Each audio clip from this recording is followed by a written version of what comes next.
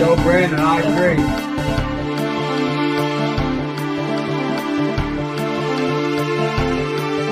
Retweet. That was an opinion of somebody, and that was a retweet. I'll put it out there. People can decide for themselves. I don't take a position.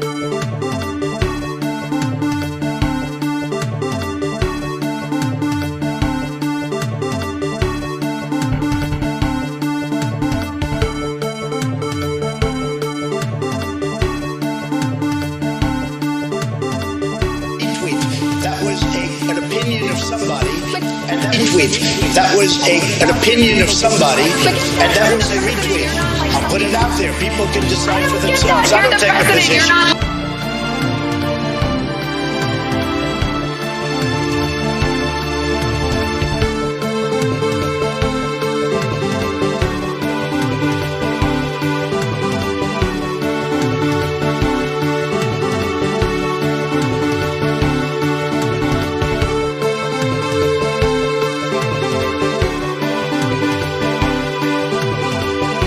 That isn't what it meant. Well, what did it mean then? It meant that it's indicative of low-resolution thinking.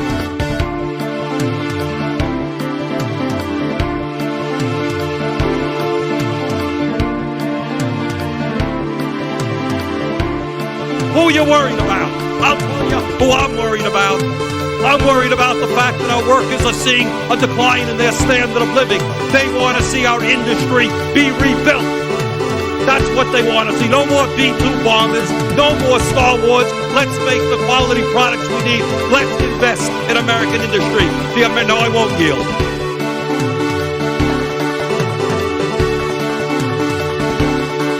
He was not a loser.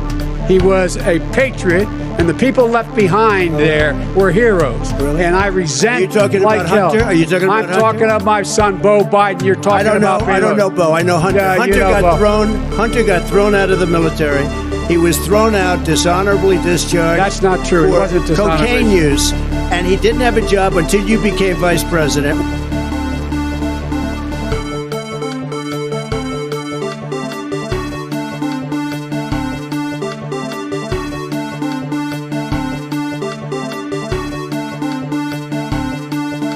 And then they have cans of soup. And they throw the cans of soup. That's better than a brick because you can't throw a brick, it's too heavy. But a can of soup, you can really put some power into that, right? And then when they get caught, they say, no, this is soup from my family. They're so innocent. This is soup from my family. It's incredible. And you have people coming over with bags of soup, big bags of soup, and they lay it on the ground, and the anarchists take it and they start throwing it at our cops, at our police. And if it hits you, that's worse than a brick because it's got force. It's the perfect size. It's like made perfect. And when they get caught, they say, no, this is just soup for my family. And then the media says, this is just soup. These people are very, very innocent. They're innocent people.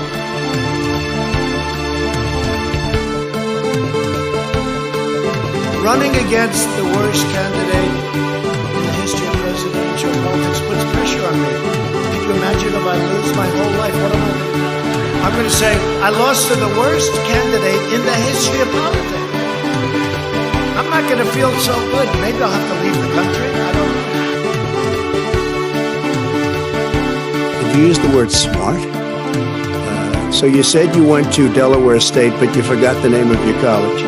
You didn't go to Delaware State. You graduated either the lowest or almost the lowest in your class. Don't ever use the word smart with me. Don't ever use that word. Oh, give me a break. Because you know what? There's nothing smart about you, Jeff. Force the vote, sure, was a failure. Force the vote, sure, was a failure.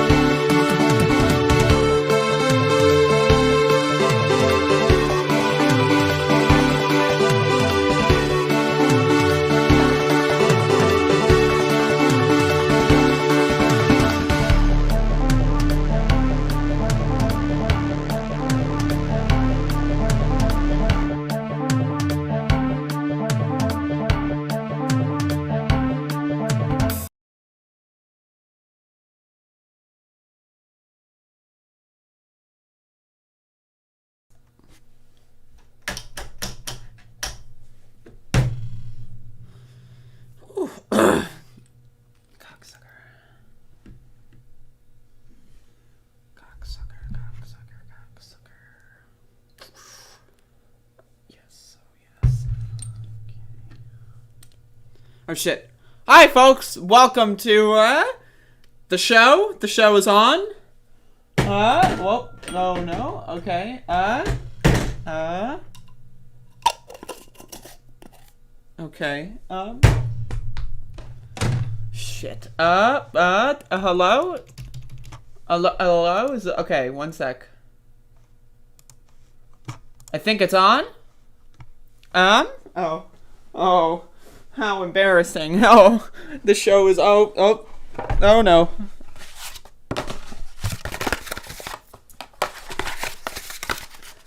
Oh, this is so embarrassing. Oh, no. I hope, oh no. This is so embarrassing. In case you were wondering, I'm just doing this. I've got paper towel roll, and I'm just doing this. There was nothing embarrassing. Alright, folks, welcome to another episodic installation of the goddamn. I got a goddamn here, and I would even go as far as to say it's in the realm of goddamn. So that's what I'm about, you know. It's in that realm. It's in the realm of that kind of thing. Is it directly related? No. But it's in the realm. It's in the same realm. I'm going to take a sip of my coffee.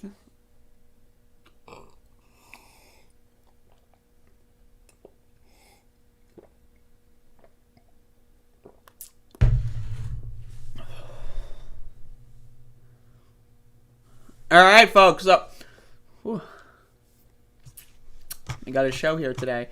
Today's show will, it will have a guest. I don't normally have guests on, but when I do, they're good guests. I think the Letterhack might be the most featured guest in Above It All history right now. I think that's possible. Can someone verify that?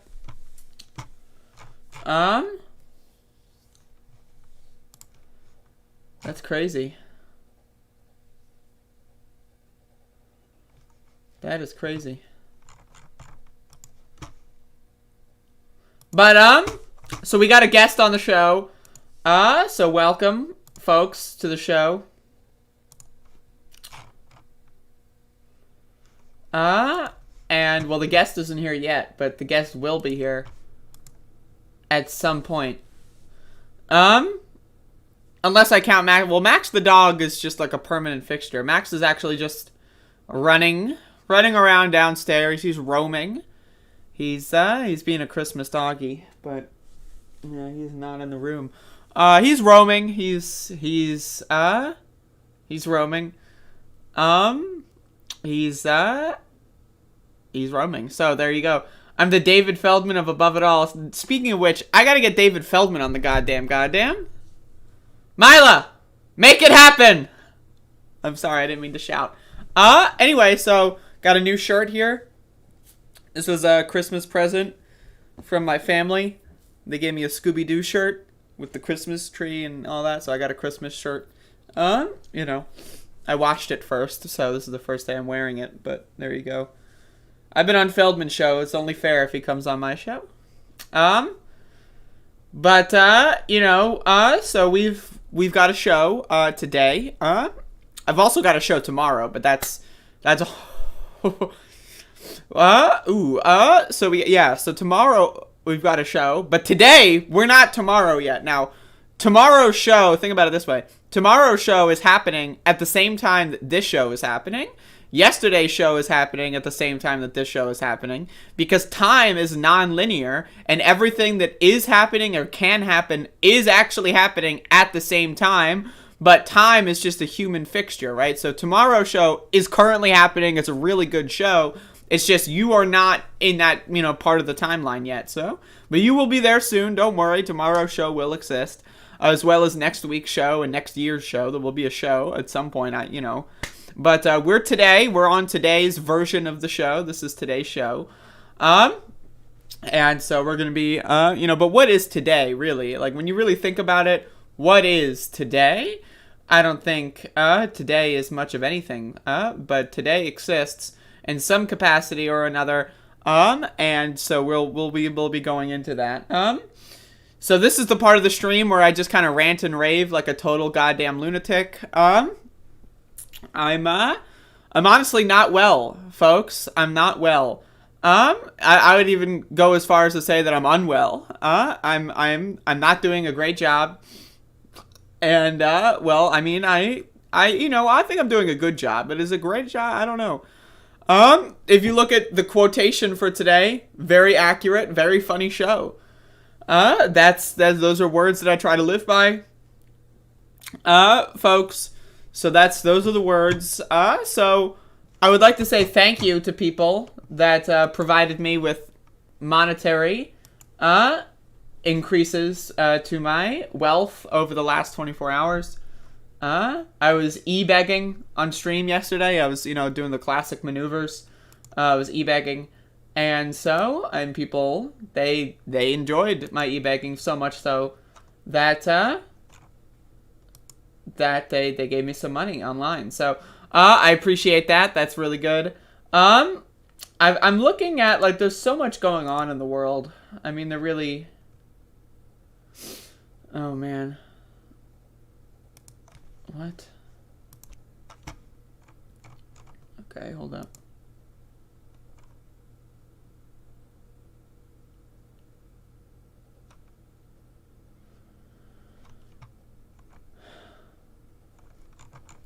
Lord have mercy. Anyway, so we've got some show.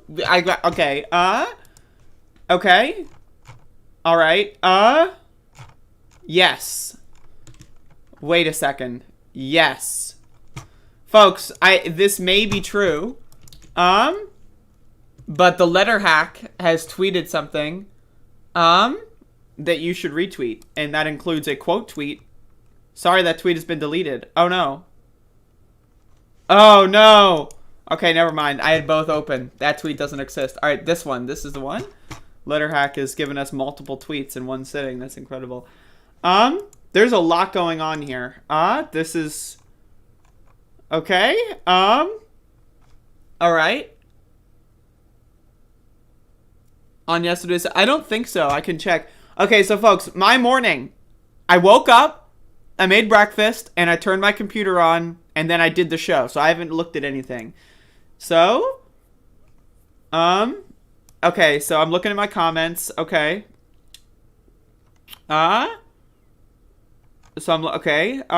There's comments here. Okay. Right. It doesn't seem like they did comment.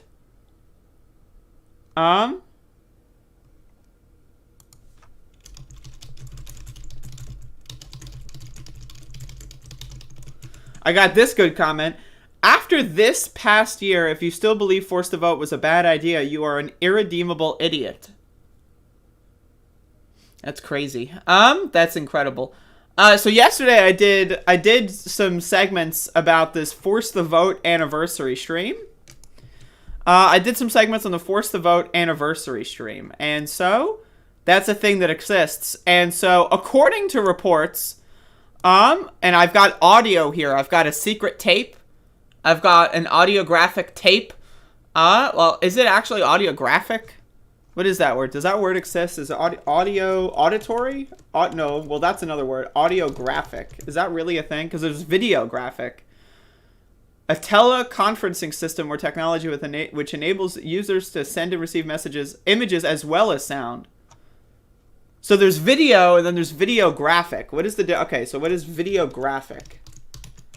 Videography, videographic, relating to or produced on video. So there's videographic, but not... Anyway, so I've got an audiographic experience, also known as sound, that exists. And so again, so yesterday I did some clips on the Jackson Hinkle Force the Vote grift stream. And so this is some very interesting stuff. I would like to listen to this real quick. Visual element where he put up data and stuff like. So Jackson Hinkle was talking about Sam Sater's show, and then they got a super chat message, and so we're gonna get into that. Thank you, Ashura. Andrea can't stop bringing you up. Clipped parts. Maybe you will react to that. I don't know. She's kind of irrelevant.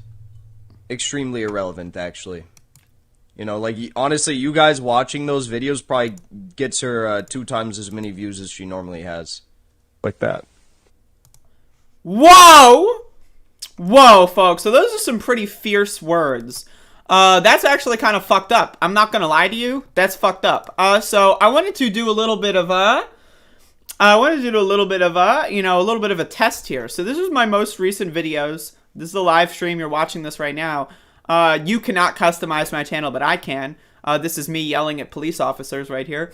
But so let's look at these clips here. This one has 144 views, and this one has 60 views. So it seems, now, it's possible, it seems that Jackson Hinkle is correct in his analysis that my videos get twice as many views when I talk about him. So I just wanted to say that is probably the only thing he's ever said that's accurate, and so we're going to leave it at that. But I just wanted to give you that follow-up segment because, you know, we respond to criticism on this show. That's what we do here at Above It All Industries. And again, I've got a secret audiographic tape, a tape of auditory... it's an auditory tape for the audience, which is concocted of members that do not need to audition. I don't know what I'm doing. Anyway, that's it. Bigelow, $25. Thanks for dragging Jackson Hinkle's stream with Fiorella Isabel and Craig Jardula. Who is that? His stream yesterday slamming you in Sam City was absolute dog shit. Did he slam me more than that? Like, was there anything else on that one? Or was it just the auditory tape? Was it the tape that I received and played? Thank you for... I just got $25. Now, think about it this way. For all the haters out there. So, think about... This is what we've designed. This is like playing like a board game, right? We've designed a game board where I make a video about someone, right? And then someone gives that person a super chat, right? To tell them that I made a video. And then I make a follow-up to that. So someone gave Jackson Hinkle money. But what they really didn't know was by doing that, they gave me money. Because then that super chat, when you look at the domino effect, and like, so that super chat led to my doing a segment on it. Which then led to me getting another super chat. Which means that not only am I getting twice as many views, which is possible, but I'm also getting twice as much money. So that's another factor. Thank you, Bigelow. I appreciate that. But anyway, so we've got a show here today. I got a show going on here. You know, you might be wondering, why is Andrea acting so weird? Well, it's because I'm really nervous. I'm really anxious because I've got a show. And I've got someone coming on the show who I can't even... I don't even, but so I got a show going on, and we're gonna get to that show. Just give me a sec here. Give me a goddamn second. Okay, so we're gonna, all right, so give me a, let me see if I can do this. Is this gonna work? Hello? Is this gonna, okay, wait a second. All right, so give me a, whoa, I can hear myself. Oh no! Oh, it's happening. Okay. Give me hold on. Hold on. Okay. Is this? Can you see me? Am I visible? Yeah. Yeah, I can see you. Okay. All right. So give me a sec here. This is really difficult for me right now. I'm struggling. Okay. So, all right. So we got a guest coming on. Oh shit, there's a knot in my hair. Oh, okay. You're a little choppy. You're chopping it up. Oh, really? A little bit, just a little. I mean, it's no big deal, but you know, it is. I mean, it actually, now that I think about it, it is a big deal. Is it chopping? Just like do this. Keep doing it. It looks okay. It might have just been at the start. All right. Okay. Can everyone hear this? Can anyone hear this? Is this audible? Hold on. Again, I don't have a producer on this show. I produced this my entirety of myself. There's no production. If it's choppy, I can try plugging in to the hard line, but well, go for it. I mean, if you think that that's an improvement that you could make. Does it look bad? I mean, it looks okay. It's hard to tell because it's random. There's no test for it. You know, it's not like you could. Yeah. Shit, there's some technical. We got something going on here. Okay.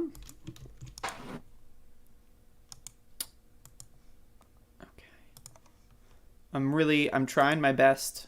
to put on a program here. I'm really trying my best, so please understand. How do I do this? Oh my god, I should really set this up when I'm not high. Oh god. Okay. Flip. All right, I flipped it. Okay, it's been flipped. All right. Okay. All right, so let's put that there. All right. Is this thing on? Any better? I don't know. It might be exactly the same. I'm not sure. I It don't was even know okay if the show last was time. on. Is this on? Wait, hold up. Okay, I think it's on. Hello? Hi. How's it going? Sorry, it's gonna snow here today, so there's no telling what the reception's gonna be like. It was all right last time. Okay, Felt like well, it worked.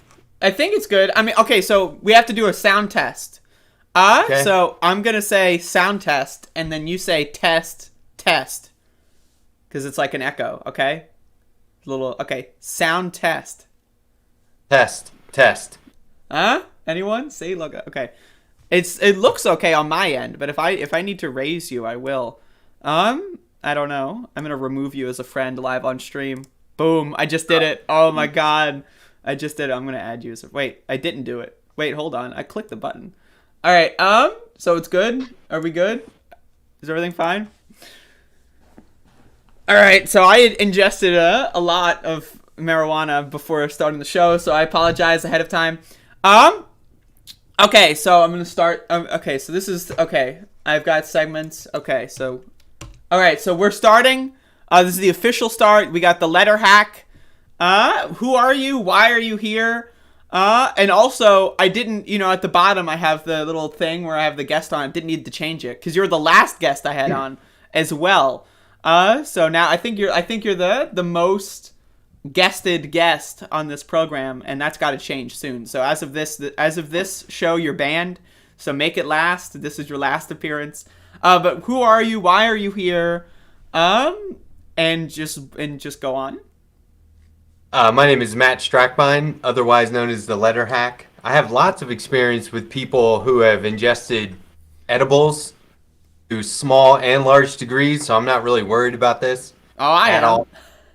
And I live in Boulder County in Colorado, where we just had that horrendous fire.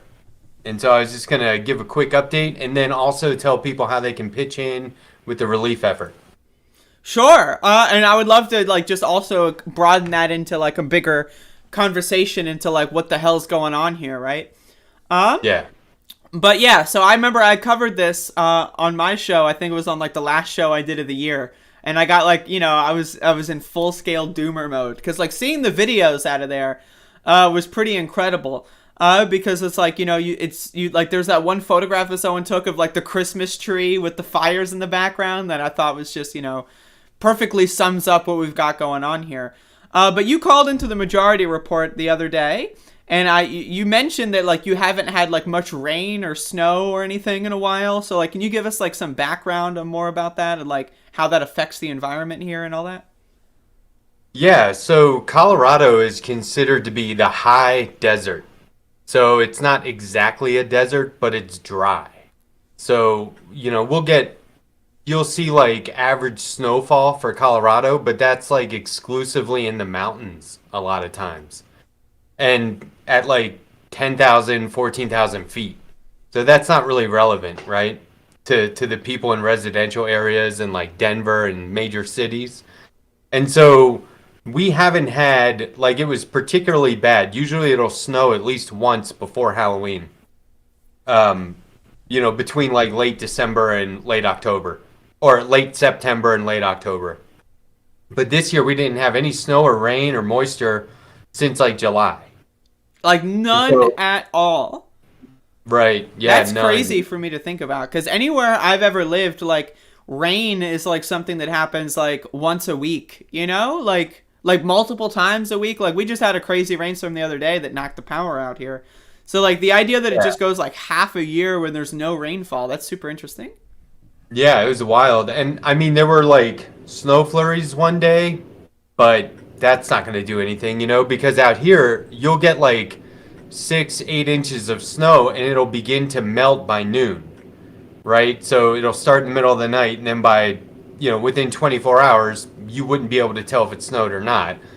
I've seen it rain and dry up in like 5 minutes, like on a sidewalk or concrete or whatever. So it used to be that there was a season for wildfires and fire warnings where there were like, they're advising don't have any campfires, don't have any open fires, no fireworks, that kind of stuff, because it's fire season. But as the governor put it, that's a year-round phenomenon now. So fire season is year-round. It can happen anytime, especially with the drought, and especially when it's compounded with high winds. So we had hurricane force winds up to like 115 miles per hour. And so like when I first moved here, I worked in a warehouse and I was working in the yard, and like a plank of wood went flying by. And I was like, what the hell? So I went inside and asked, like, is this normal, or is there like a hurricane? What's happening? And they're like, yeah, dude, this is what happens when warm and cold currents collide in Colorado, because of the mountains. Boulder County is virtually just a large valley. And so it creates like a tunnel for the wind. And so it can get really like violently windy. And so this happened the other day, right before New Year's. And, I was on a walk with my wife at around 9 a.m. and I said, I can smell fire. Like, I really hope nobody's burning leaves, because people will still do that, believe it or not. It's illegal, but they'll do it. So then I was like, I wonder if we're going to see something in the news. Sure enough, like an hour later, they're reporting possible downed power lines caused a fire. And now they're saying there were no downed power lines, and they're investigating potential arson. So I would just be speculating if I talked about that any further. But the thing is, like, imagine this. There's a tree on fire, and it's so windy that the embers were blowing from that tree to a nearby Target, and that Target was gone in like an hour. Like the store Target? Yeah. So wow. you can imagine that, like, it snowed the next day and temperatures dropped to like -2, right? But you can imagine that had we not got that moisture, when would it have stopped burning? What would not have been at risk? So there's a real-time map that we were watching, my wife and I, and we're on the phone with friends going, they've been evacuated, so we're like, we'll take your pets if you need. Your kids can crash here overnight. We were like opening our house up to people. But then we started to watch this map that shows evacuation area like in pink and pre-evacuation in yellow. And I was like, I don't know if we should be opening our house up, because we're just like 10 miles away from the pre-evacuation. And so if they put us in pre-evacuation, we're evacuating, because that never happens. And so what happened when this fire was south of us and it was moving south, so we were like, okay, we'll probably be okay where we are. But then another fire popped up west of us, and that was very close. But they had that pretty much contained right away.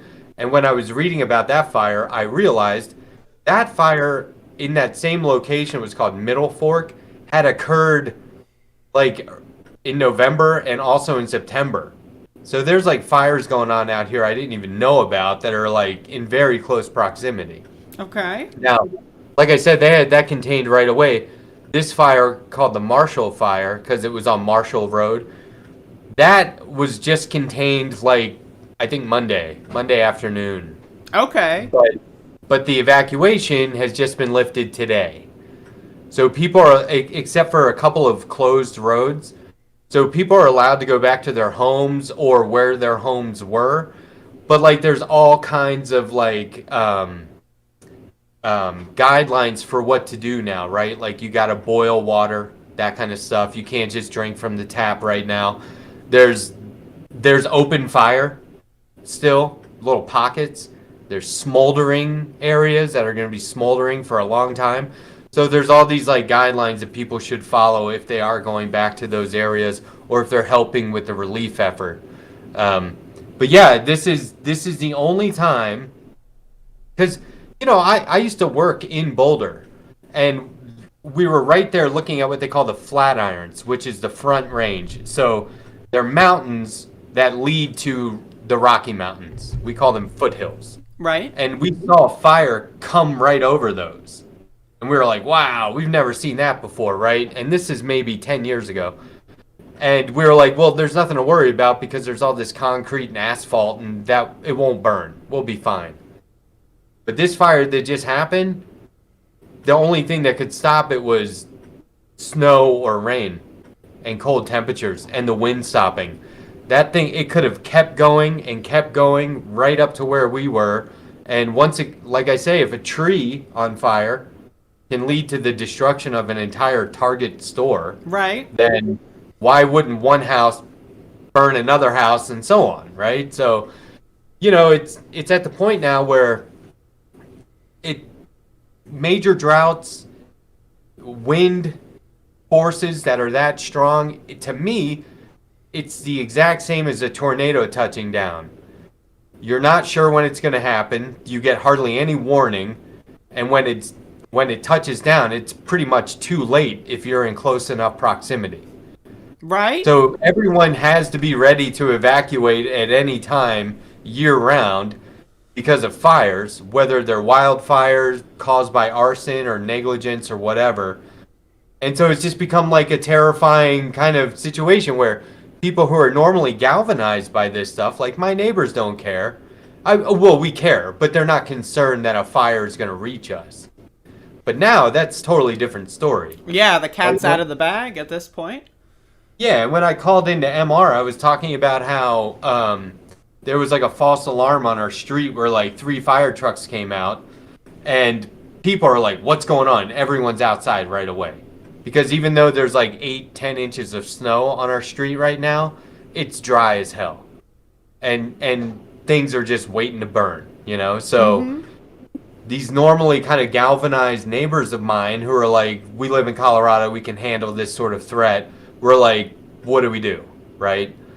And that to me is jarring, and that's why it's even though I wasn't directly affected, I know dozens of people who were. I know a couple of people directly who lost their home. Almost 1,000 homes were wiped out within hours.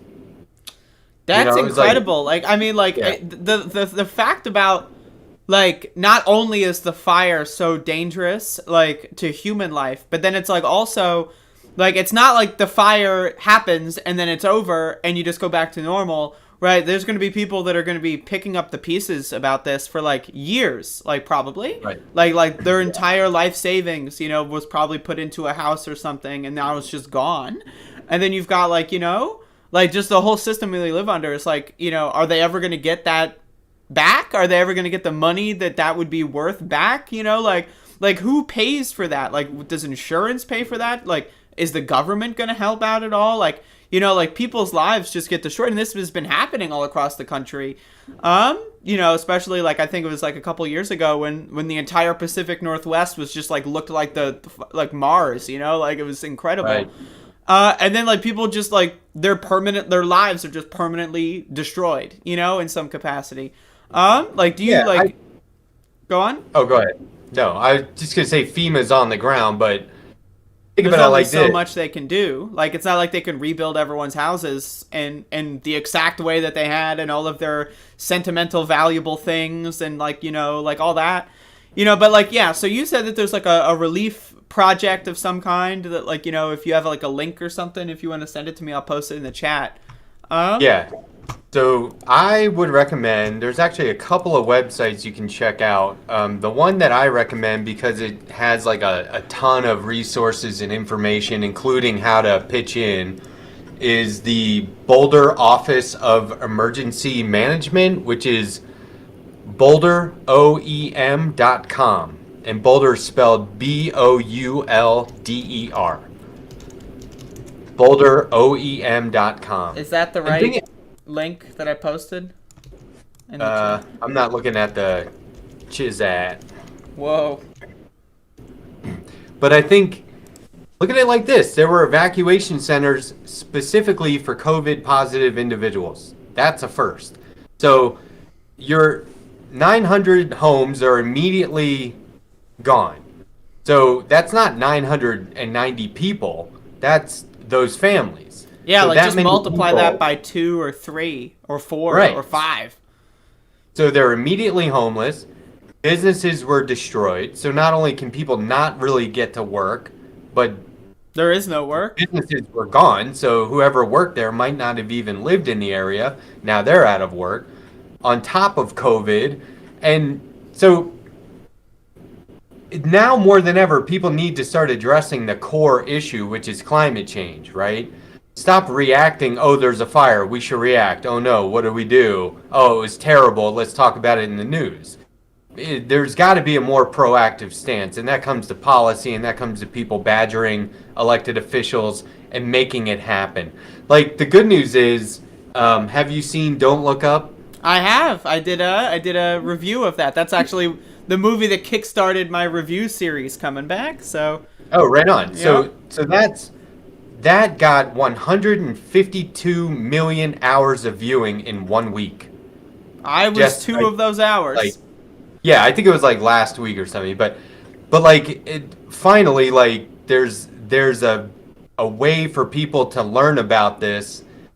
It's entertaining. It's a good movie. It's got famous people in it that you like to watch, act, and all that. But the message is what is going to resonate finally. And I think that it's a great... I love when people make movies out of analogies. You know? Imagine climate change is a comet. Okay? Well, this perfectly illustrates the issue. And I say the comet is already here. Like, it's here. If tornadoes are happening this time of year when maybe they normally wouldn't, wildfires are happening, fires at all are just raging out of control. Like, there is no better analogy for the earth burning than the earth burning, right? Like, this is it. Like, we're here. So, okay, so there's the human factor, but what about the animals? Like, I was reading about a shelter that had 2 employees, 30-some animals, like a pet shelter or pet sanctuary, and they evacuated as many of those animals as they could by loading them into their cars. And they fell short by like 6 or 8 dogs and cats, so they just let them go, which is what they tell you to do with livestock, pets. If there's, we had that 100-year flood out here not that long ago, and it's like a flood, and you have to fend for yourself. Now, there were people who are like, I'm staying with my pet. Forget it. I don't care if I die. I'm not leaving my pet. But the rule is, like, with horses and cattle and stuff, let them go and then try and gather them up in the days following the disaster. So, like, we have the Boulder County Fairgrounds in Longmont, where I live. And they relocated a lot of livestock and animals to there, but it immediately was at capacity. And they were like, take them here instead. But there were road closures, so you couldn't. So the only thing to do is, like, let them go and fend for themselves, which just sounds like terrible, but it's probably in their best interest, right? That's the thing, right? Like people always just focus on the human disaster, but there are these studies that are popping up where it's like hundreds of different kinds of species are going extinct on a daily basis because of climate change, right? Like, yeah. And we're not talking it's not like all zebras are going extinct, but it's like, they have all these different subsets of like birds and like small animals like frogs and like rainforests and stuff, right? And they're all just going away for good forever. And then like it's also like when fires happen, right, they destroy forests and ecosystems, right?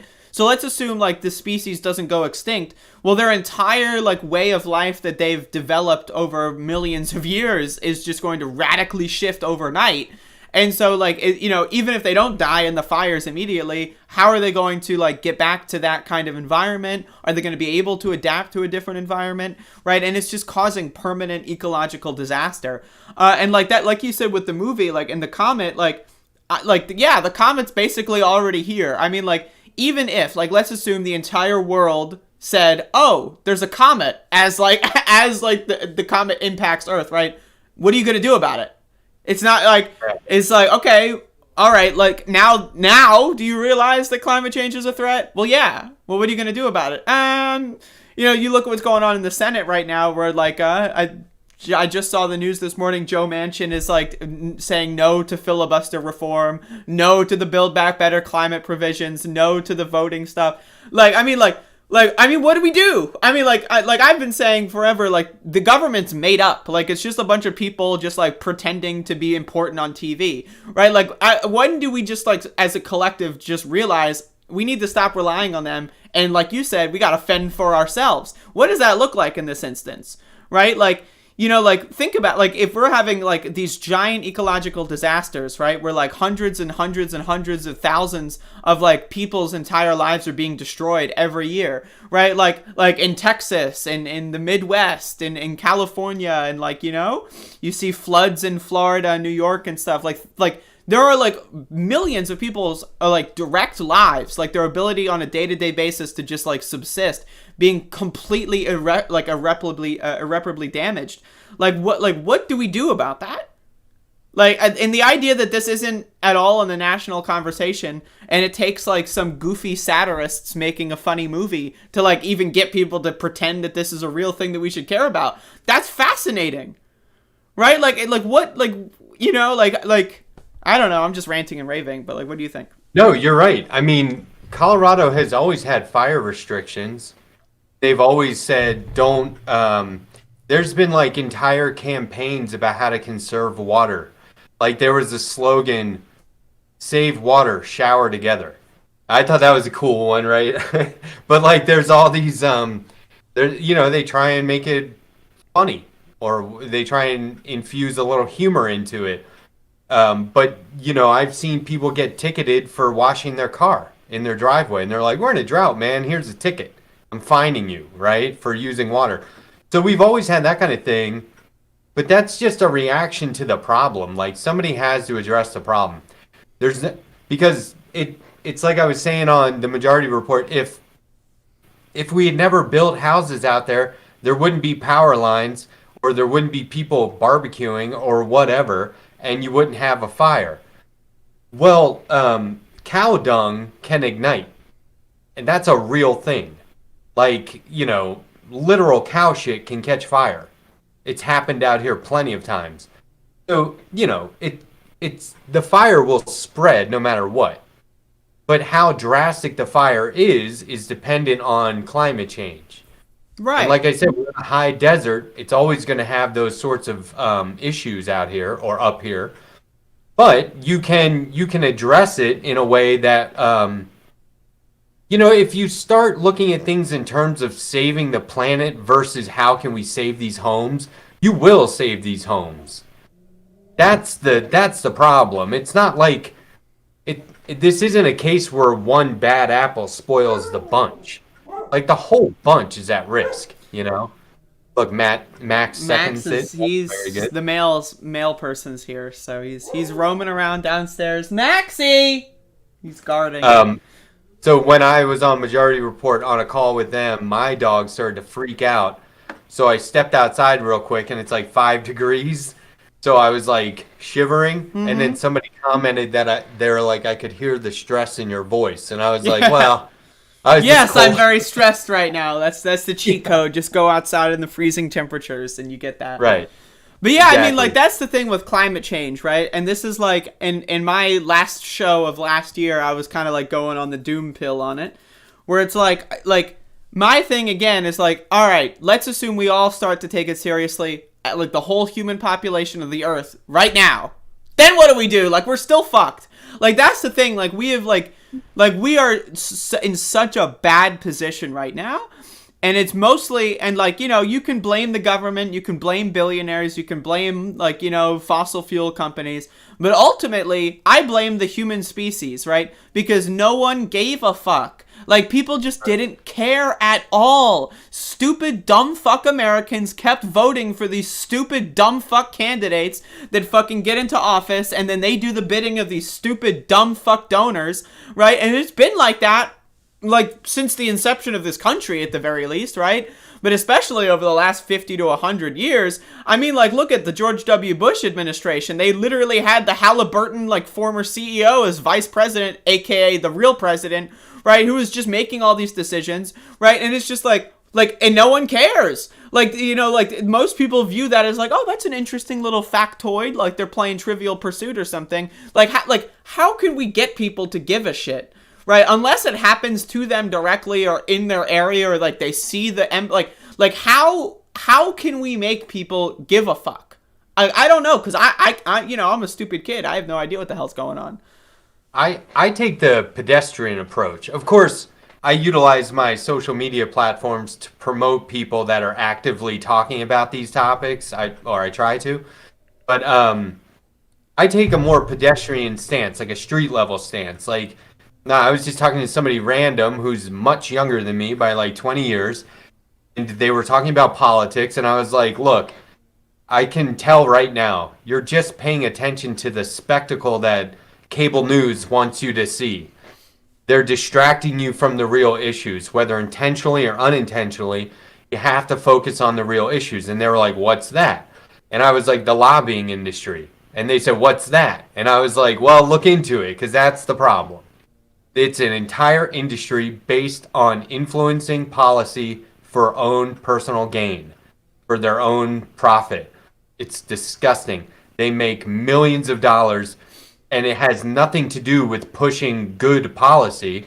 It's pushing the policy that's going to get them paid. Now, I'm not an expert, so when I talk about this stuff, I always put that caveat out there. I might not know what I'm talking about. But I'm pretty sure, like you said, the main problem is money's influence on our politicians. They are bought. It's legal bribery. They're totally paid for. They're in somebody's pocket, and they're not going to say anything. You know how whenever you question a politician, they start going, look, you don't understand. Why would you say that to a voter? Why would you say that to your constituents? Why wouldn't you say, let me help you understand? Not, okay, look, I'm the master legislator. You're just asking dumb questions. You don't know. They always start with, look, like sympathetic because. Right. I mean, that's the big Joe Biden one. Joe Biden loves that. Like, you know, like that one time in the primary, he was like, listen up, fat, or whatever. Like, but like they know they can get away with it because at the end of the day, Americans, like, now think about it this way, right? Like, how would donors be able to win elections, right? Because they can spend a lot of money on advertisements, but who are they advertising to? Dumb fuck, shithead, fuckface, motherfucking stupid, loser, fucking shithead Americans that don't fucking know jack shit. They see dumb fuck shit garbage on the TV and they go like, well, that sounds nice. And then they fucking vote for the guy. That's the ultimate problem, is that Americans are fucking stupid. They're too dumb to live. Like, I mean, seriously. Schools manufacture the dumbest, lack of critical thinking, like fucking morons to go out there and get fucking minimum wage jobs to keep the fucking machine running, right? And then they want to shove TV down your throat, and the TV is all fucking manipulated to make you dumb and stupid and fucking idiots, right? And then but think about it, like if we had an entire population of intelligent, rational, critical thinkers, like these big money donors wouldn't be able to buy elections because they wouldn't be able to manipulate entire swaths of the voting population, right? And that's the thing, right? And it's not even just it's not like a Republican Democrat thing, because you look at independents are fucking stupid, right? Everyone's got their own, I'm stupid, you're stupid, we're not all experts in everything, but then there's people that that think that they're experts, oh yes, I'm an independent, I've cracked the code, the duopoly is broken, and yet they still fall for the most basic fucking shithead propaganda. And it's just is there anything you can do about it other than just sit back and fucking put the seatbelt on and laugh at the fucking show? Like, I mean, like, how are we going to create, like, a mass awakening in shithead fucking Americans, and then also just the rest of the global population? But then also, it's like, even if we have this awakening, we're still fucked. Like, what do we, like, let's imagine tomorrow 100% of the Earth's population, like just besides the world leaders, so let's say 99%, they get their shit together and they understand what the real problems are. Then what do we do? Right? The solutions are so abstract. Like, it's like thinking of, like, fucking, like, it's like thinking of how to, like, you would walk around in, like, 7-dimensional space. Like, how do we even begin to get out of this? I don't know. I'm asking you for the answer, but I don't think you know the answer. Well, like I said, I just always take a street level position on this, and it's in your day-to-day conversations, and you have to hope for a ripple effect. Like, if somebody wants to talk to me about politics, my line is, I don't talk about politics unless you want to talk about primary elections. Because otherwise, you're just sitting here talking about the problem without any solutions. Because politics, government, it's one big theater. It's all a bunch of actors. It's performance. It's BS. And so unless you want to talk about primaries, I'm not interested. And if they go, what do you mean primaries? I go, that's where the real candidates are. Can you imagine that, like, there are, like, most Americans don't know what a primary election is. Like, the first election I voted for was in the 2016 presidential primary, and then, like, you know, the local elections too in my area. But like the first election I voted for was a primary, and I remember, like, trying to, like, talk to people that, people in my family and older people. It's like, who are you voting for in the primary? And they don't know what a primary is. And it's like, I'm fucking, like, 19 years old and I know what a primary is, and you're telling me a 50-year-old fucking motherfucker doesn't know what a primary, it's one thing to not vote in the I don't vote in the prime. That's one thing, but to not even understand what the fuck a primary is. And then even then, like, it's like, also, like, and that's just, like, politics. People think politics is voting in elections. Politics is much more than that. It's, like, how you, like, organize with your neighbors. It's how you organize with your workplace, right? It's how, like, the distribution of resources in your city, right? It's who gets, like, contracts, I've been getting involved in local politics a lot over the last year with all the protesting and stuff, and I've been studying a lot about how it works. And one of the biggest things that I find to be, like, just so fascinating is how, like, when they claim that they're doing good policy, most of the time when you look into it, it's like they're, like, spending money on a contract with a company that they claim is going to be used for a good thing. Like, it's always good things and bad things, right? So they claim this is a good thing. You look into the company that they're contracting, and it's, like, owned by, like, a fucking, like a Klansman or something, right? And it's like, who's getting this money? What are they doing? How are they using it? Like, what's the net effect? And it all, like, the way I see it, government is just big, like, all it is money laundering. That's, like, it's just one giant, like, car wash from Breaking Bad, and they're just, like, laundering money to all their friends and family, claiming that they're doing good things. The good things never happen, right? The rich get richer, their buddies get enriched. Like, the one way you can tell, like, something that I've learned is that, like, when people get elected to office, even local politics, right? Like, look at the families of these people, right? Like, one of the things that I've noticed is when you see, like, politicians in the area, you'll see the family name of these politicians on businesses, on buildings, right. Like, and then it's like, who are these people? Well, they've got one person that was in politics, and they basically just gave contracts to all their families and enriched all of their businesses with those contracts, right? And it's just, like, it's incredible. Like, the whole thing is corrupt, right? And it's just like, what do you do about that? Like, I mean, like, is voting in primaries? Like, yes, that's something we need to do, but then it's also, like, there's so much more we need to do. And it's just like, I don't know, man, like, we're just rambling here, but, like, the idea that this stuff can happen is horrifying. Like, just, like, you look, like, we had a storm here the other day, and it knocked the power out, and it was, like, pretty crazy. Like, I was looking outside, it went from, like, rain to, like, snow to, like rain to snow, and it was, it was pretty cool to see snow. But still, it's just, like, the winds, like, I was seeing, like, stop signs, like, going like this, flapping around. Like, I don't know. Well, so you know how I always hear people go, hey, if you're concerned, run for office. Okay, good luck, because if you don't have money to do TV ads, you're going to spend a lot of money on not winning the election. So what I say is, if you're inclined to run for office, maybe your first step should be go work for or volunteer at your local election office, because in Boulder County, they do a very good job of sending out mailers and emails going, here's your deadline to register to vote. Here's the link to do it. It takes 5 minutes or whatever it is. Or they'll say, there's an election coming up in a month. Here's a book to talk about the positives or the arguments for and against all the policies and ballot issues coming up, right? And then they say, here are the people who are up for re-election as a judge or local office or whatever it is. And Boulder County is very, very good at that. And mail-in voting here is like rampant. Like it's very, very good. And I wish the rest of the country would just follow our model. But there is no uniformity from county to county or state to state. It's like a mess, right? Everyone does it differently. So what I would do is my dream job is to work at a local elections office and find a way to take that national and find a way to implement systems that like evidence-based processes that are successful, right? So that you can implement that across the country. It sounds massive, but in a lot of ways it sounds easier than running for office.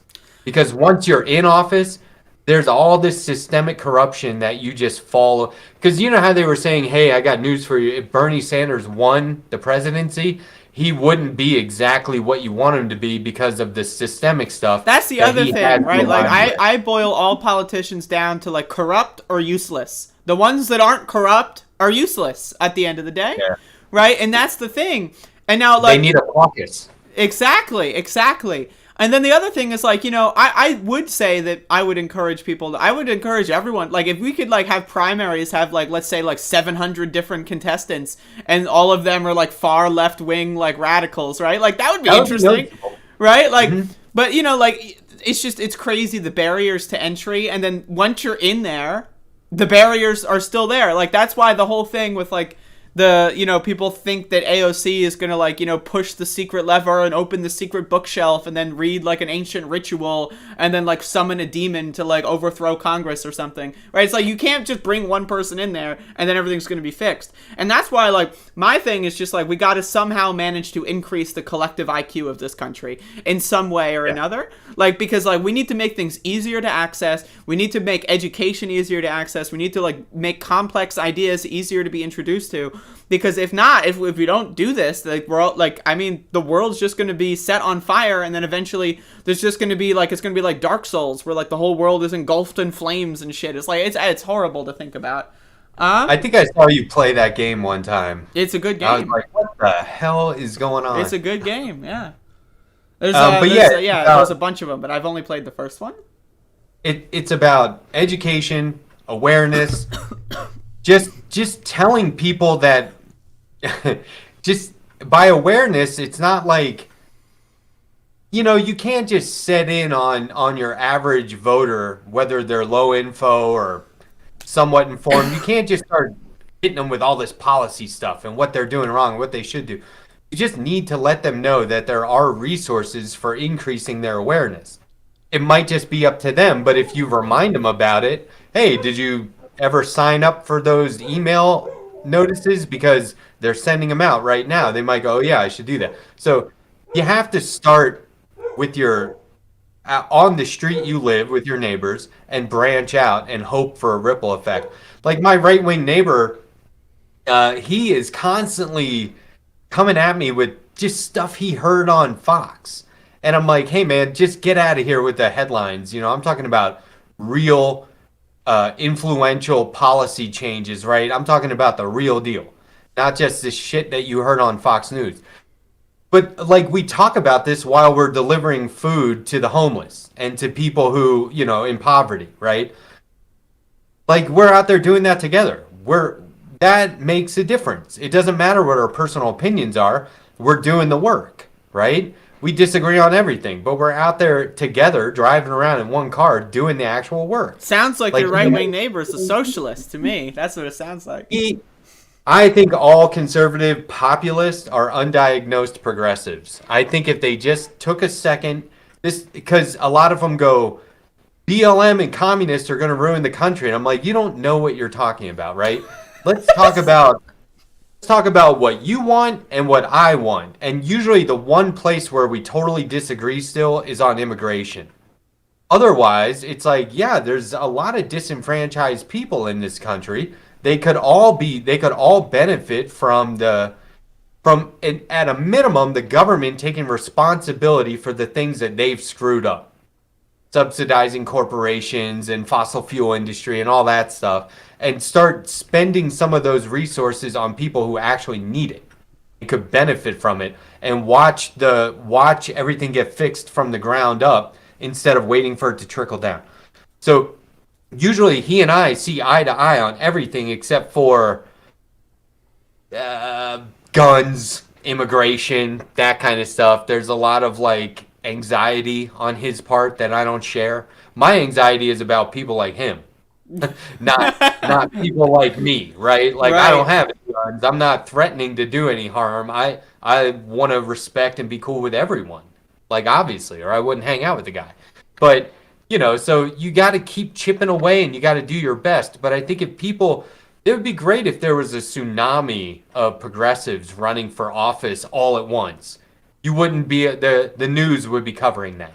You couldn't ignore it, right?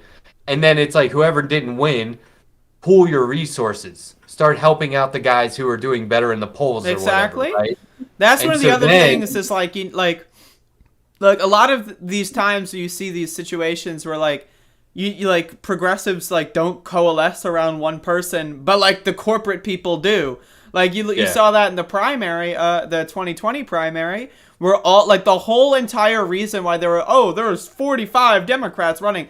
Yeah, 44 versus Bernie. That was the whole thing. Anyone that couldn't see through that doesn't know what the fuck's going on. The whole thing was so that they could have the primary debates were split into two nights, and of course Bernie would always be in the one with the other least popular people, right? Like they tried to organize it in such a way that it's just inundated with nonsense, and then like anyone who's like, oh, I'm shopping around for candidates, like you're picking out a fucking new pair of shoes or something, right? Like it's just ridiculous, right? But if we did that in the opposite direction, right? And then you had like 79 fucking Democrats running in the primary, and 78 of them are like, you know, like Bernie Sanders light, and then one of them is Kamala Harris, right? Like that's how you have to do. You have to, it's strength in numbers, but then you also have to know when to coalesce, because it's not ultimately like, it's not about the ego. It's not about like, oh, I'm going to be the one. It's about the policy, right? So it's like, you know, it doesn't matter who the vehicle is. Honestly, if I could delegate the work of being a politician to someone else, I would love to do that, right? Like, I don't want to sit there and answer phones all day. I don't want to, you know, talk. Like, that sounds like something for someone who's not antisocial like myself, right? But if I can go out there and assist them in getting there, then that's fine. But yeah, I mean, like, I don't know, the whole world is fucked up, and Colorado is not looking so good either. There was just quickly, I had a conversation with my brother once, and he was saying, just talking about presidential candidates, and he goes, you know who I like? And I was like, I really don't give a shit. It doesn't matter who you like.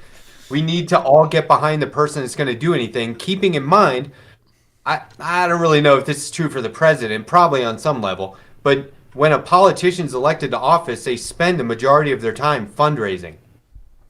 What if and why? For TV ads? Well, what if that wasn't necessary? What if there were alternatives that were, people were more aware of the alternative to just, oh, well, I keep seeing this one name on TV. He's probably worthwhile. No, that just means he collected enough money.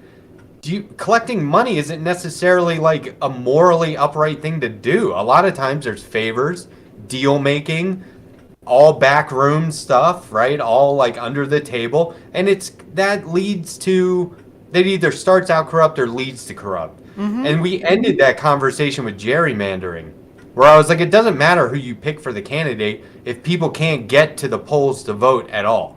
Right. So there's all these like low-level grassroots things that you won't hear most politicians talk about, even if it would benefit them to discuss it, like gerrymandering. Because at the end of the day, they can raise money off having an opposition. they can raise money off of the wrong person being in office. And it's just that's the problem. Yeah, raising- the iron law of institutions, where people are more they want to have their own like power within their bubble rather than the collective power of the bubble, right? So that's the problem with the Democratic Party is they don't give a shit.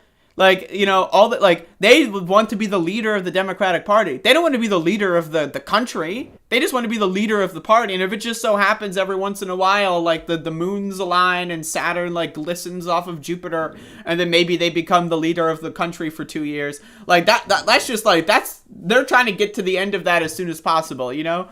It's, Right. I don't know. It's crazy. But I want to talk about another thing here, because this came in the mail. We're going to be shifting to another thing. I got the Mandy Blu-ray. It's here. Oh, yes. It's here, and it's got special features. It's got behind the scenes, extended scenes. I'm looking forward to this. And so amazing. I would Yeah. love to hear your thoughts on this movie, because you told me to watch it originally. Okay. And then, Let me it comes tell you- with the stickers real quick. Hold up, let me show the stickers. Are these tattoos? These are tattoos. Look at Oh, these. awesome. You've got the Cheddar Goblin tattoos. I'm gonna put these on when I watch the movie and then do drugs. Oh, that's great. But anyway, go on. So- What's your opinion on Mandy?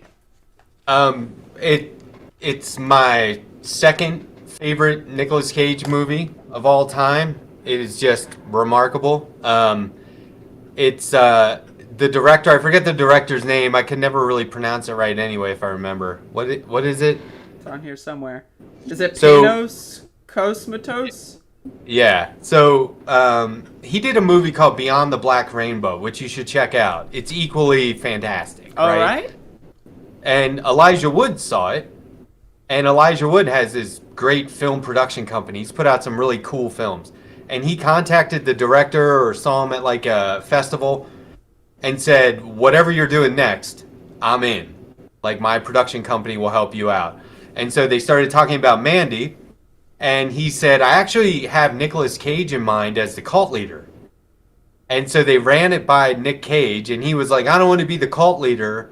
I want to be the main guy. And they were like, yeah, okay, that's not what we saw you as. So thanks anyway. A few months go by and they're like, are we fucking crazy? Let's get Nicolas Cage to be the main guy if he wants. This is stupid. My thing is like if Nicolas Cage says yes, but whatever the but is, you get that motherfucker in there. I mean, that's my opinion. Yeah, so they called him and he was in and they were off and running. And so then when I saw the movie, a friend of my best friend, who's also like a huge Nicolas Cage fan, he called me and said, get the movie, drop everything, turn off the lights, crank up the sound, and buckle up, right? And I knew, because I had seen Beyond the Black Rainbow, I knew that this was going to be a movie that challenges the viewer. So it starts off sort of slow. There's some long scenes that are kind of quiet, and I don't mind that, but I knew that it was going to ramp up. Right, So yep. by the time, remember they were chugging that mason jar? By the time that happened, I was like, I already knew. I was like, this That's the movie thing about the movie, and I'm trying not to spoil it, you know, but like the thing about the movie is it reminds me a lot of like a trip where it's like, you know, you ramp up, but then like you don't realize that you're in it until you're already in it. You know what I mean? Yeah. And that's the Yeah. thing with the movie is it really exemplifies that because it starts off really slow and then like things are really like, you know, they're creeping up, and then all of a sudden you're like, what the Too fuck? late. And then you remember like the last 5 minutes and it's like, oh shit, I'm already in it. I'm already in there. Yeah. Right. And that's what I love. It was great. So I'm very excited to watch this because Well, it's got action packed. yeah, it's got the like extended scenes. Like I'm sure those are going to be great. But anyway, so what's your favorite Nicolas Cage movie? Because you said this was your second favorite. Oh, Raising Arizona. Okay, I still have yet to see that one. Oh, so check out the tweet I put out last night with my top 4 Nicolas Cage movies, Oh, and I was shit. asking people what theirs were. How did I miss this tweet? If you're tweeting about Nicolas Cage, DM me the tweet. I need to see that. Okay, so it's Raising Arizona, Mandy, Leaving Las Vegas, and Vampire's Kiss. So And it's funny because it's almost impossible to choose my favorite Nick Cage movies because I have favorite lines of dialogue from completely random films of his, like Moonstruck. Have you seen Moonstruck? I haven't, but it's on my list. I found it on a streaming service I have, so it's I've been watching a lot more movies lately. So in fact, as soon as our segment is done, I'm gonna do another movie review. So. Well, Moonstruck was the kind of movie where I was like, I'm not gonna watch a Cher movie. I don't really know. This isn't for me. I was a kid. And then when I finally watched it, Nicolas Cage's character pops up like a third of the way in, maybe halfway. And I was like, oh my God, this guy is killing it, right? Like, this character is one of my favorite characters of all time. Although the movie is good, it's not my favorite movie, right? So Nicolas Cage can really sell it. That's the thing. Like, I made it what my 2022 goal, and Mandy is actually the first installment though. Is I want to have every movie Nicolas Cage has ever been in on physical media, and I want to look at it on a shelf, and then like I want to have them in chronological order from this very first one to this like last one when he's on his deathbed and dies, right? Like. Every movie, even if the movie is bad, even if he's only in a couple scenes or whatever, it makes it so fun. He's just so fun. Oh, that's what my friend and I always say is the worse the movie is, the better the Nicolas Cage movie will be. Exactly. Right? Like, he makes the worst movies the best movies to watch. That's why like Between Worlds shouldn't be a good movie, but because he's in it, it rules.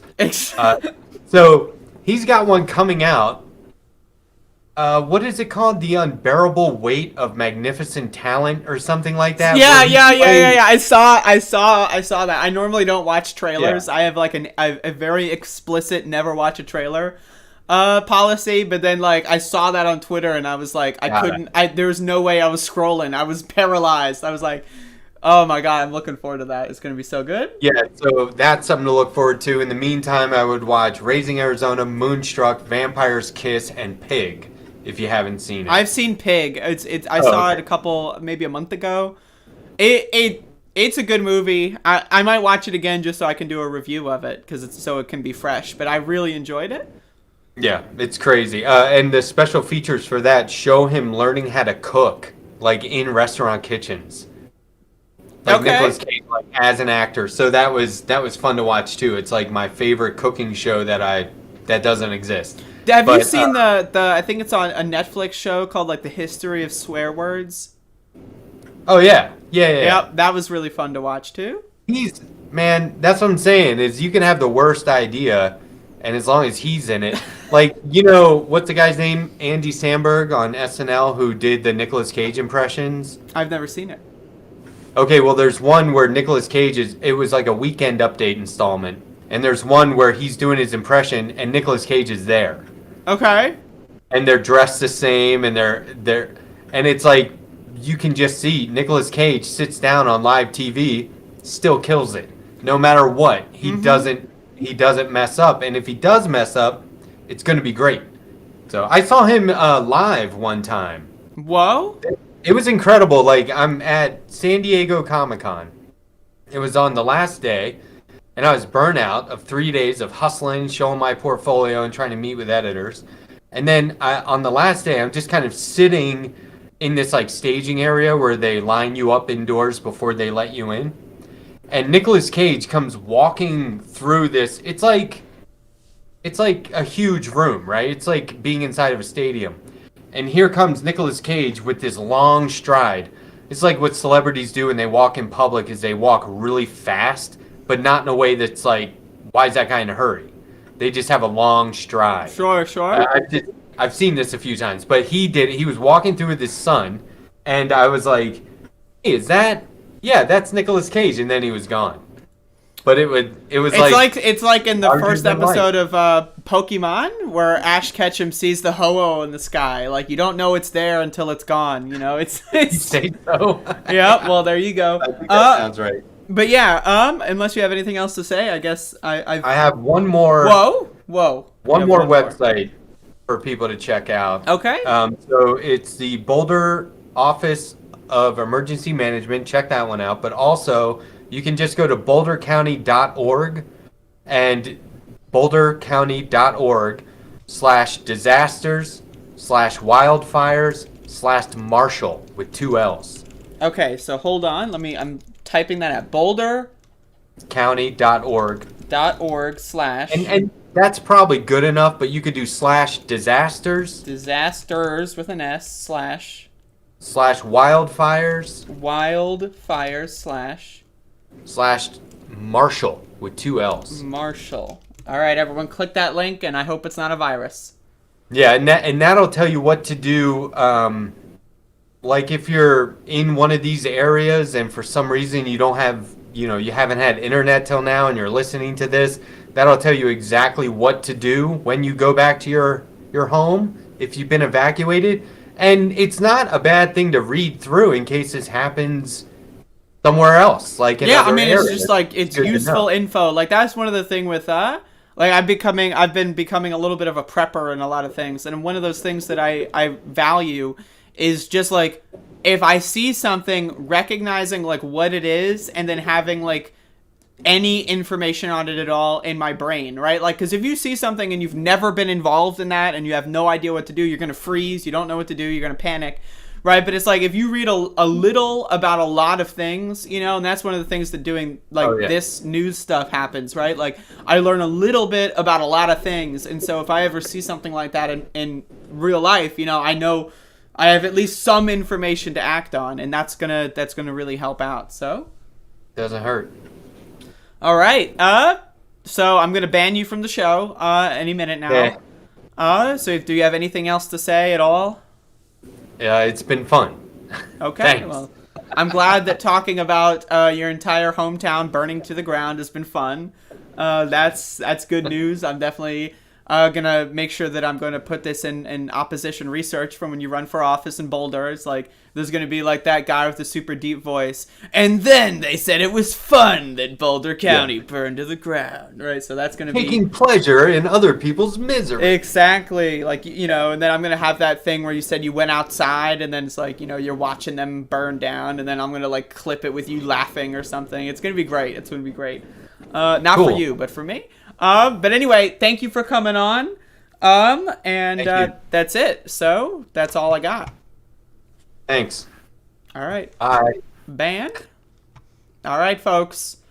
That just happened. It happened. So let's just pick it up where we were. It happened. I don't know what to tell you. So that's that. This is pretty good. Pretty good, folks. Pretty good. So now we're back in the main show. That's right. There's a before and an after here. And so everyone, of course, go follow the Letterhack. I'm just going to link their tweet about Nicolas Cage because that's open in a tab. But I watched a movie last night, so I want to get into that. So that's going to be a thing that I want to get into. And I'm gonna get into, I'm like really high, so like please bear the fuck with me. I'm like, I'm pretty fucking high, so let's just move on. All right. So I watched a movie last night, and it's a very topical movie, given what we're dealing with in the world. And, I know that these have been a little bit tried, over the course of the last couple of years. But I watched a pandemic movie called 28 Days Later. I don't know if I've seen this movie before, because some scenes I recognized, but some I didn't. So I think I'd only ever seen bits and pieces of it. But I'm in the state of mind where I feel like the world is ending. So I've been watching some, pandemic movies. Well, at least I've got some on my list. And so this is the first one that I got to on my list, 28 Days Later. So I'm going to try to not talk about spoilers, but also, this is an older movie. So if you haven't seen it, it's not, just go watch it. I mean, it's like, I don't know. My opinion is unlike a lot of the movies that people worry about getting spoiled, knowing a plot point or being exposed to a plot point doesn't really affect your enjoyment of it much. If you know that there's like if the movie is story based, right, and the whole movie, like they're going for that like triple, quadruple, like 720 twist at the end, then knowing the twist is going to spoil the movie. But this is a movie that's more about just the experience, and so it's a good movie. I enjoyed it. I liked the long drawn out scenes. I liked the music. The music was really good. Like my one of my favorite parts of the movie was probably the beginning, where the motherfucker wakes up in the hospital and he's just wandering around, and then there's like that like slow beating soundtrack in the background, and like you just see garbage everywhere and you don't quite know what's going on. Like, I mean, you know what's going on. There's zombies, like there's the context. This is a zombie movie. You're going in. And so I watched the movie on HBO Max. Does your copy of the movie start grainy as fucking get clearer over time? I noticed that there was definitely some weird there was some very weird stuff, like with transitions in this movie that I thought was a little weird. Like, not bad, but weird, But one of the things I did like about this movie, on that note, is the cinematography is really good. Like, the camera is like its own character in a lot of ways, where it's like, not only are you watching a story unfold, but you're watching, like, the camera, like, does a lot of really good pans, right? To like seeing the whole like city like being desecrated or destroyed. It does like the quick turn where it's like, someone moves or whatever, and then the camera does like one single motion turn. I love movies where like it's not just you're watching a story unfold and it's just characters on screen, but like the way that you're watching the story unfold is so interesting and unique. And I feel like this movie did a good job of that, of like the way the camera moves around and follows the characters and the way scene transitions work. But yeah, so I did watch the alternate ending, which is probably better than the main ending. But I do understand why, like, I in my opinion, I feel like movies and media in general, people are very, they people just feel like some, I don't know what it is, but some desire to have things have, like, good endings. You know what I mean? I personally would say that every art piece should have a good ending and a bad ending. I love the idea of alternate endings. I love the idea that there's a good ending and a bad ending. A bad ending where like everything dies or everyone dies or the main character gets shot and dies or whatever. And then the good ending where they dodge the bullet, right? Because, it's basically really what you're doing at that point is just, creating a, it's just like the many worlds theory of quantum mechanics, right? Like both of these endings are as valid as each other. One doesn't need to be canon, right? Like the idea of canon, I never understood. But anyway, so I did like the alternate ending a little bit better. I love the way it's drawn out. I think it's pretty good. But anyway, the movie is just good. I like it. It's got a lot of those really long drawn out scenes where it's like, world building. I love the idea that you're learning about what's going on in the world from like, not like it's, you don't know anything that happened before like the main character wakes up. I enjoy that as well. I enjoy the wandering about. I think the zombies are not the main part of the movie, especially when you get to the ending. Like the idea, like half the movie, like basically the whole movie, the main character is just like looking for salvation of some kind, and then they think they finally find it, but then it's just, a bunch of rapists, basically. My camera's falling. Spoiler alert, by the way. I should have said that, but it's an old movie. So I don't care. But, it was pretty good. I love the one thing about the real ending, quote unquote, is that they do confirm that, like, the entire, like, country was in quarantine or something. But, like, one thing I like about the alternate ending is that's nondescript, right? Like, that's, like, alluded to at some point in the movie. Someone's, like, basically, like, saying that they think that the entire country of England or whatever is in quarantine and that the rest of the world is fine and the salvation will come at some point. And then, like, that is shown to be the case at the end of the main movie. But again, the alternate ending is pretty good, too, because then it's just, like, you don't know. Like, it could be that that's the case, but you don't know. And I do like that. I do like that kind of feature as well, where, like, there's a lot of things in the movie that build the world, but I also like when they don't, tie up the loose ends. I love the idea of there being loose ends because it makes you think about the story longer. The story sticks with you when there's loose ends, in my opinion. But anyway, I enjoyed this movie. The zombie scenes are good, like, but the zombie scenes, there's not that many of them, right? It's one of those movies where it's like, that's just the world, and you're watching like people navigating a world where there's zombies. Like the zombies, I think, are secondary to the idea of like the world ending. But anyway, I know that there's a sequel 28 weeks later. I might watch it tonight. I'm not sure. But I definitely enjoyed this. I'm going to be watching more pandemic movies, more zombie movies.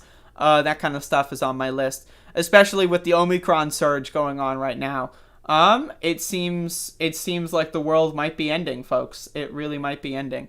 But anyway, while it's ending, instead of doing anything else, I'm going to sit at home and do drugs and watch movies like 28 Days Later. So that's the idea. Yeah, good movie, good. It's a film. I mean, really, it's a film. It's a filmographic experience. It's a videographic experience that contains an auditory experience that it's alongside it. They both happen at the same time. There's the video. You watch things on a screen moving, and then the sound waves burst out of your speakers that kind of make you understand. Can't read lips, right? Well, maybe you can, but I can't. So it's like you need to have both at once. But anyway, good movie. I enjoyed it. Go watch it if you haven't seen it, and that's it. There you go.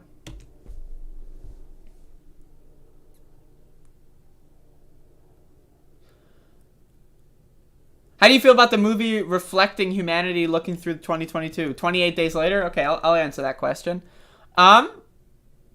So, like, the whole, like, again, the concept is it's a movie about people navigating a world where zombies basically destroyed it, right? The zombies are not the threat in this movie, and I think that that's the thing that the end section really kind of demonstrates, is that, there's a military outpost, spoiling it here, where, the main characters that have women in the group of main characters go, and then, the military outpost is just men, and then they just want to basically abuse their power of having guns and having, a safe zone to just have an excuse to just rape women.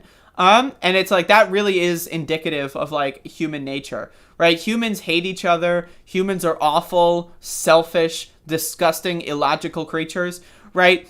And they will do anything and present anything as a way to justify, their hatred of the fellow species. And I think that the ending, especially when Jim comes back, right, and just fucks them all up and lets the zombies loose, I think that was another good angle to it, because it's Jim could have had the satisfaction of killing all the rapist super military losers, right? But instead, he used the zombie again to once again create a world where there's zombies in there. Because the whole point of the safe zone is that it's free from the zombies, and it's just bad humans reacting to bad humans. And I knew when they showed that one zombie that was chained up, for the science experiment, I knew that they would be used in some capacity, right? So I do like that. I was you start out the infection again from the get-go, from the jump, but in what was once the safe zone. I love that scene at the end. It was, or the scenes, I guess, but the arc at the end where it's Jim's running through and you can see, I love the part where you're looking at him through the window, and then you see it's he's freaking out with his tongue, and he's has that grin on his face. It's great. When it's great. And that's what I'm talking about, the cinematography of this movie, right? It does a lot of, telling and not showing, with the way it transitions and what it focuses on and how the camera works. But yeah, I mean, yeah, humans are garbage. At the end of the day, people are great, but humanity is trash, right? The collective is just really horrible. But yeah, really good movie. As an anarchist, I don't believe in fixed human nature. It's more nuanced. I agree. But one of the things is when we are born and raised in a society, right, that society shapes us, right? So if we created a new society and then had a human being born into that society and all of their stimuli was that society, it's the nurture versus nature argument, right? I believe it's mostly nurture. I believe when we are born and raised in a dystopian hellhole capitalistic world, right, even if the world changes, those parts of capitalism, like, again, I view it as like imperialist military bases in your brain, right? They take over portions of your brain and they will always be there, right? Like, I hate fast food, I hate McDonald's, but like, just thinking about it, I can create the taste of a chicken nugget in my brain, and it will always be like that for the rest of my life. I will be 90 years old, we can live, like, I can spend my life, like, you know, dedicating my life to banning fast food from existence. I can win that campaign and destroy all fast food restaurants. But at the end of the day, I'm still going to be able to generate that exact taste of what a McDonald's chicken nugget is in my brain because it's there forever, right? So it's like, that's the thing. Like, there can be a giant societal collapse or shift or change, but people will still be stuck in the mindset that they were born and raised into, because those are the important times. Those are the formative moments of your life, is like the world that you're raised in as a young person. Kill the cop in your head, Pork Chop Express. There you go. I agree. Except instead of just, you know, I would broaden that out from cops to just, you know, capital. Like, kill capitalism, kill that whole competition, like, bullshit, kill all of that in your brain. And, like, it's a process. You can't just, it's not like you shoot someone in the head with a gun and then they're dead. It's not that binary, right? Like, it takes a lot of work. It's a mental illness is what that is. That's what capitalism ultimately is. It's a mental illness. It breaks your brain and it changes the way human brains work for the worse. It doesn't do anything good. And that's what you see in zombie movies, is at the end of the day, if there's a zombie pandemic kind of thing, right? You were all still born and raised in capitalism, and so even though capitalism effectively collapsed, there is no more capitalism, humans that were raised in capitalism are still going to, you know, engage in that kind of fashion, even if it makes no sense, even if it's logically inconsistent, because that's really the power of brainwashing. But yeah, so good questions. I should, you know, I'm going to throw that in the movie review segment. We had some good food for thought there.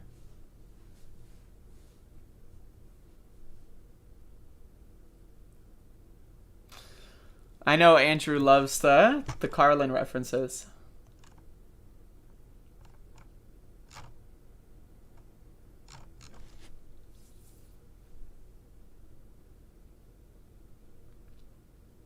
My only experience with The Walking Dead was watching like maybe one episode around when it first started. I don't remember when it first started, but I was much younger.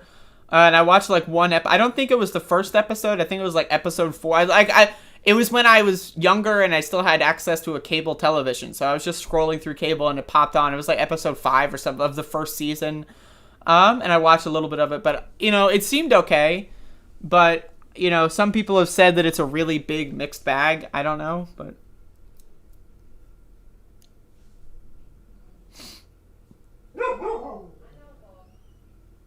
we got Max the dog woofing it up. Maxie, Maxie, Maxie! See if I can end this show on a high note. Max! Max! Wah! Look who it is! Look who it is! Maxie! Maxie, Maxie, Maxie! Look who it is! It's Max the dog! Hello, Maxie! You're so good and pretty, baby dog. Synquel, can you send that to me on, like, email, DM on Twitter or something so that I'm in a better headspace to comprehend that kind of stuff? Because I did see it, but then I was doing my own thing, right? There's another doodle going on, so Max has to go investigate.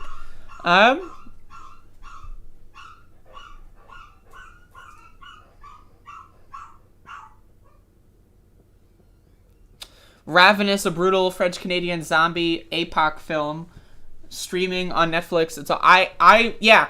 If y'all want to like send recommendations, what I might start doing this thing where you know, for the 2021 Above It All survey, for those of you that didn't fill it out, I mean, you can if you still want to track down the link, but you know, I might start doing that with more stuff. Like just have Google Forms, and if like, you know, if you want to recommend a movie, you know, have like a scroll bar, like what category it is, and then just say the movie and where can I stream it or something. You know, cause I one of the things is people love to recommend things to me, but then also it's like keeping track of the recommendations is like, that's it. You know, I just store them all in my brain. So I would like a better way to go about that. But anyway, that maybe we'll work on that later. But this is the show. I hope you enjoyed the show. It's a show. It exists. I'm gonna get the fuck out of here. So I'm gonna go live my life to the best of my capabilities. Have I read and tallied? Well, I mean, there's nothing really to tally, but yes, I've read all the entries up until this moment. And I am using that information to better the future of the content. So, yeah.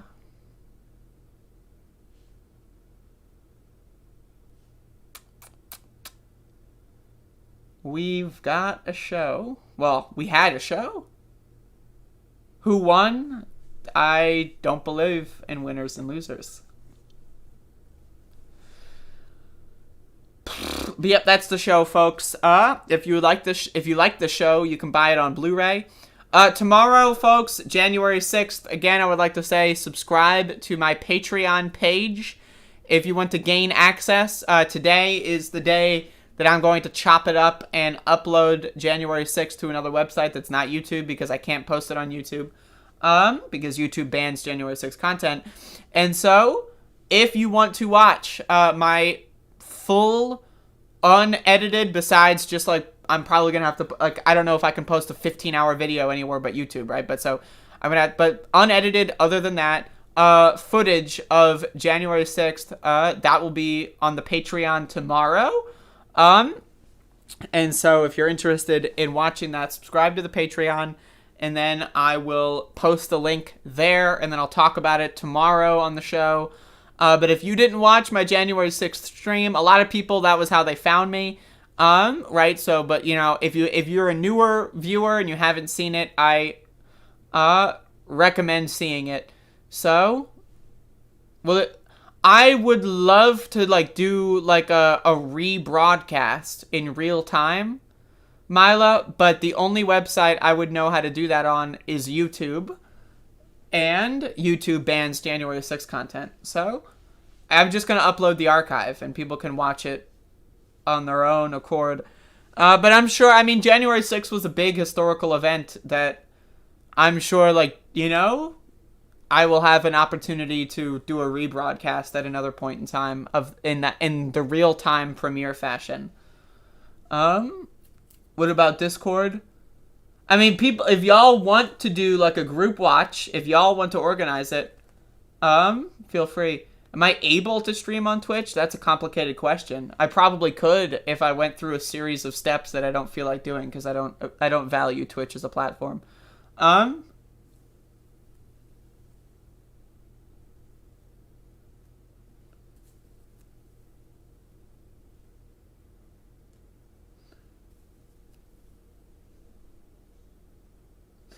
Yeah, I mean, that's what a lot of people told me. A lot of people told me they just had my stream on in the background until I turned it off at like 2 a.m.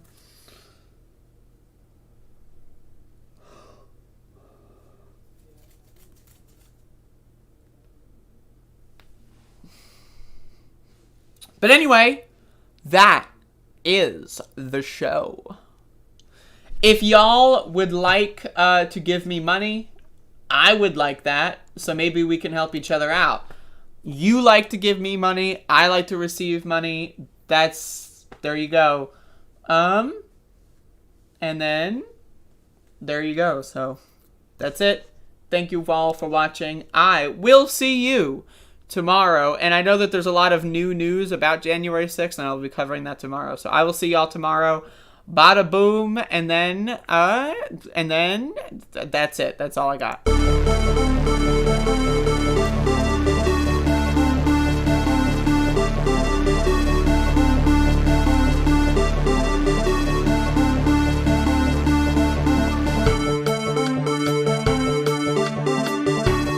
That isn't what it meant. Well, what did it mean then? Explain. It meant that it's indicative of low-resolution thinking.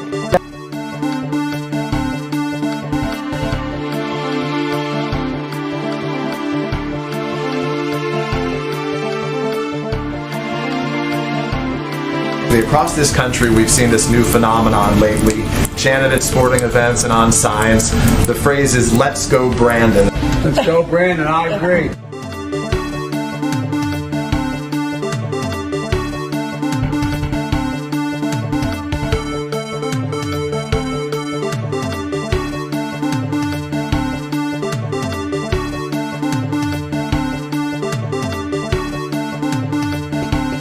the same time, the vaccine is one of the greatest achievements of mankind.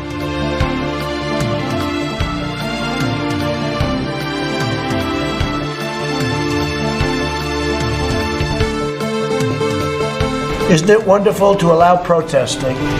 No.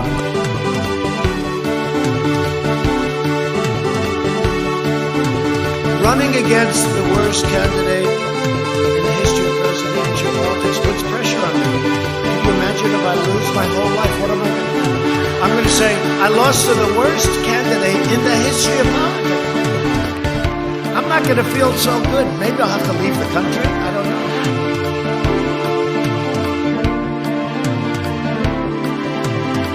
Early in the morning, they went to the table with the black robe, the black shield, and they pulled out the votes. But